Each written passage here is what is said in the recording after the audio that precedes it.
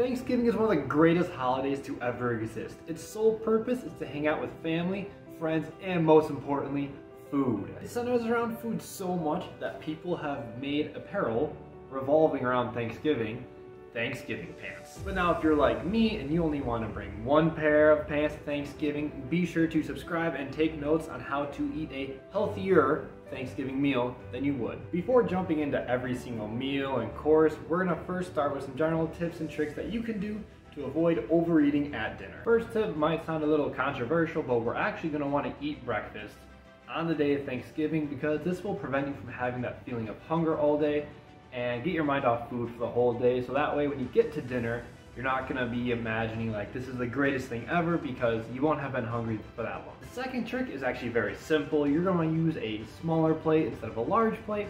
That way you can only put so much food on it, and if your plate is full, your brain will think that it is still a lot of food regardless of how much food it actually is. The last tip is you're gonna wanna just try and plan some physical activity before and after dinner, going for a walk, playing catch or something, to help your body process the food and be a little less bloated. Finally, we can start talking about everyone's favorite part of the day, dinner, and of course, the food in dinner. In my opinion, every Thanksgiving meal across the country should include these 8 dishes: turkey, stuffing, gravy, mashed potatoes, rolls, green bean casserole, sweet potato casserole, and of course, pie. Starting off with turkey, a very quick and easy tip here is to stick with light meat instead of dark meat. Dark meat has about 170 calories per serving with 27 grams of protein, while white meat has about 130 calories per serving and 30 grams of protein. And white meat also has 3 grams of fat compared to dark meat, which has about 8 grams of fat per serving. So if you stick with the light meat turkey and you don't put butter or gravy on it, this is an easy dish to save 100 to even 200 calories compared to what you were eating last year. For the next dish, we have arguably the best dish of the meal, stuffing, and for this, might get some backlash on this, but here's what you're gonna wanna do. If you are getting the stuffing out of the box from the store, you're gonna wanna use fat-free buttermilk instead of whole milk, and you're gonna wanna cut the amount of butter you're gonna put in the mix about in half. Now, before you get too mad at me, I want you to think about that a lot of the flavor from the stuffing comes from the spices and not the milk and the butter. So this is an easy way to save 100 to 200 calories per serving again, and save about an additional 5 grams of fat per serving of stuffing. The next dish is my personal favorite, gravy and mashed potatoes. For gravy, a quick hack is to just use the low sodium pre-made packets in the store instead of trying to make it at home. This is going to be easier, faster, less stressful, and it'll save you about 100 calories per serving. For the mashed potatoes, some people recommended switching out with cauliflower, but if you're like me, that sounds disgusting and just not worth it. Instead, you're going to want to implement these 2 secret ingredients that are going to completely change the game. You're going to want to use fat-free sour cream and fat-free light plain Greek yogurt instead of sour cream and butter. Now this might sound a little weird, but trust me, you won't even notice the difference. And you'll save yourself about 150 calories per serving and 10 grams of fat, and add a little extra protein with that Greek yogurt. The next dish, in my opinion, is the least important out of all the dishes, and that would be the butter with rolls.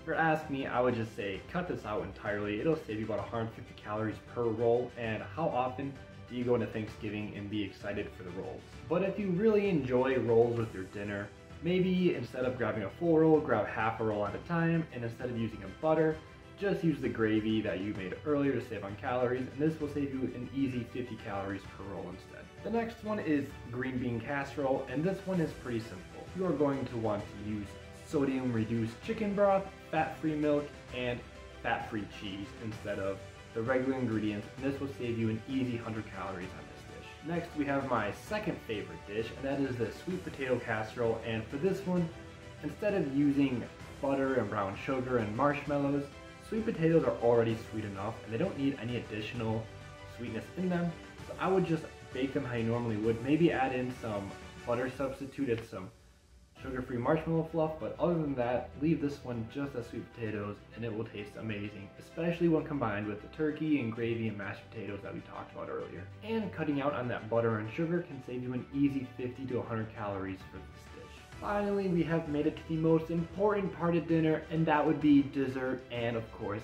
the pies for Thanksgiving. Now, before you get all hard on yourself and say, but Cooper, I can't eat dessert, it's not part of my diet, It is Thanksgiving. It only comes around once a year. You don't need to be that hard on yourself. Feel free to have a slice of pie if you would like. But keep this in mind. Generally at Thanksgiving there are two types of pie. You have pumpkin pie and you have pecan pie.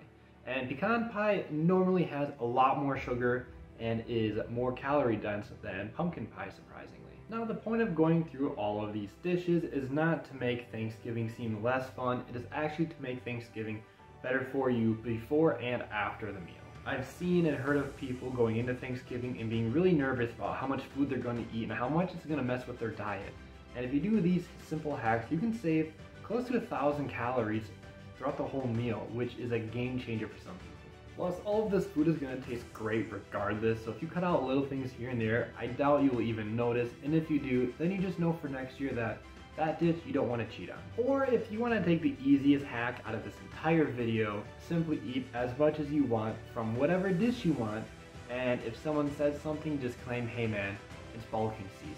Well, that's all the dishes for Thanksgiving, at least in my household. If you have anything else, please let me know in the comments and maybe we can go through something like that. Otherwise, be sure to subscribe and like this video if you want to see more, and have an awesome day. Peace!